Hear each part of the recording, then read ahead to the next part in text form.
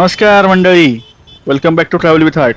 आजची राईड खूप खास आहे, कारण पुण्यापासून अवघ्या 1 तासाच्या अंतरावर असं एक ठिकाण आहे जे बाहेरून एखाद्या किल्ल्यासारखं दिसतं, पण आत लपला आहे तब्बल 800 वर्षाहून अधिक जुना इतिहास.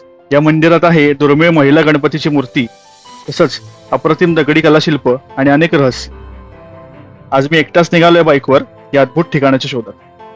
पुणे सोलापूर रोडवरून जाताना दोन्ही बाजूंना दिसणारी शेती, मोकळे रस्ते आणि सकाळची थंड हवा, बाईक राईडसाठी ना एकदम परफेक्ट वातावरण आहे. आणि इथूनच मधून यवतपासून एक फाटा लागतो, तिथून आत टेकडीवरती ते देऊळ आहे. बेसिकली जास्त लांब नाहीये, साधारण पुण्यापासून 50-1 किलोमीटर आहे. मी एकटाच चालल्यामुळे काही घाई नाही, काही ताण नाही, फक्त मी, आपली बाईक आणि समोरचा रस्ता.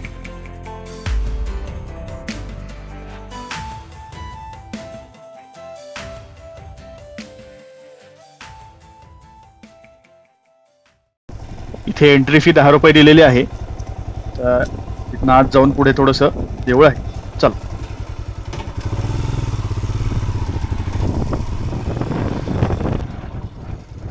जाताना आपण सासवड मार्गे जाणार आहे.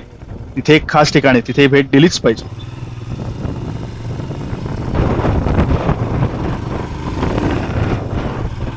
पोहोचलोय आता आपण. खरं तर हे मंदिर पहिल्याच नजरेत एखाद्या किल्ल्यासारखं वाटतंय. चला आत जाऊन बघूया आता. तर तिथे हात येऊन गाडी लावून आता आपण दर्शनाला चाललोय. हे आता टेकडीवर असल्यामुळे मंदिर त्याचं एकदम छान वाटते ते वरती बघून, आणि असं वाटतं की ते इकडनं सगळीकडे लक्ष ठेवते आजूबाजूच्या परिसरावर.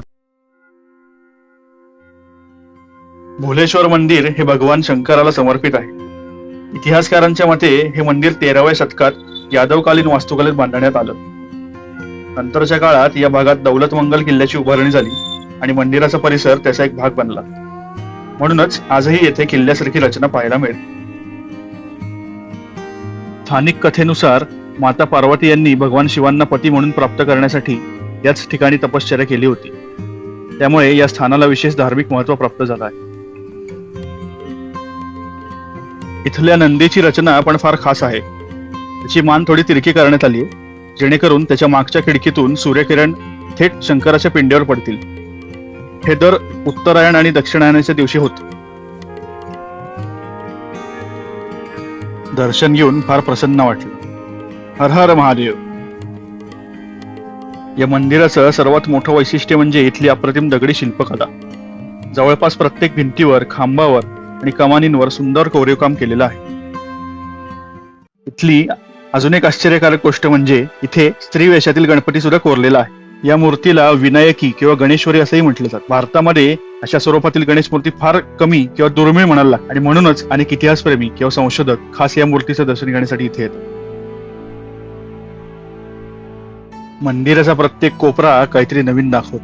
दगडावर कोरलेल्या नर्तिका, देवदेवतांची शिल्प आणि सूक्ष्म नक्षीकाम बघताना वेळ कसा जातो हे कळतच नाही.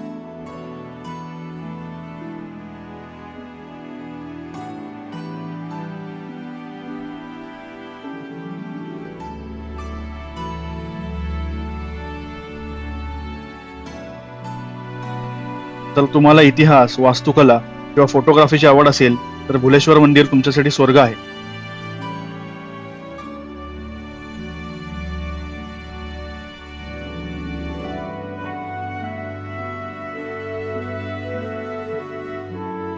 रामायण, महाभारत आणि विविध पौराणिक कथांमधील प्रसंग या शिल्पांमधून बघायला मिळतात.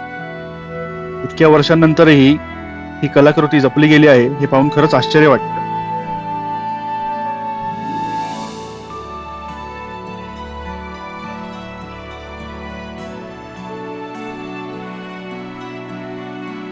मला वैयक्तिकरित्या या ठिकाणातील शांतता आणि इतिहास खूप आवडला.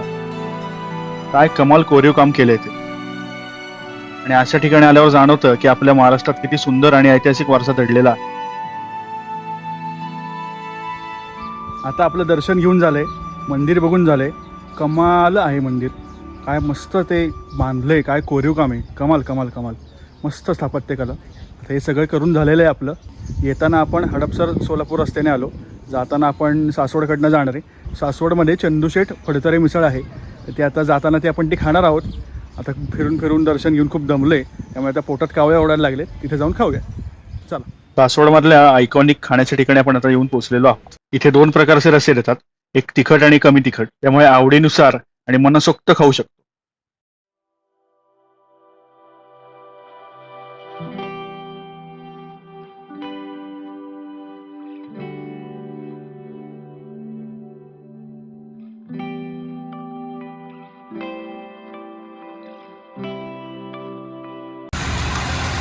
काय बनवशील?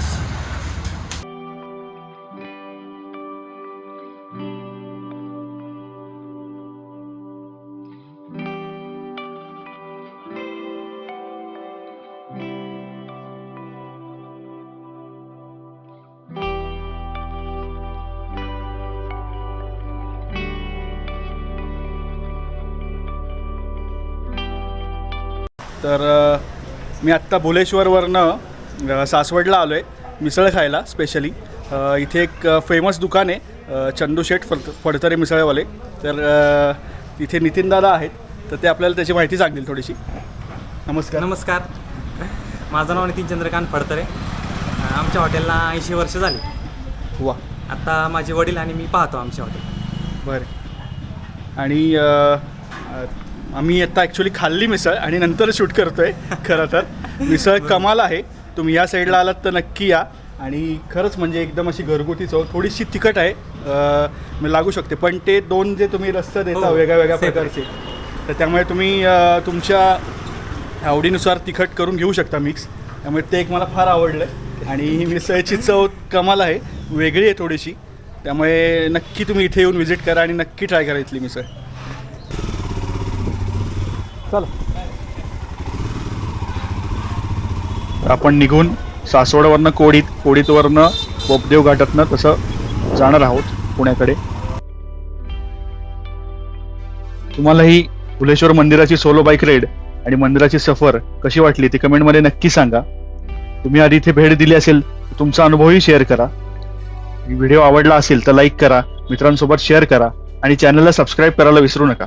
पुन्हा भेटूया अशा एका नवीन प्रवासात. तोपर्यंत जय महाराष्ट्र.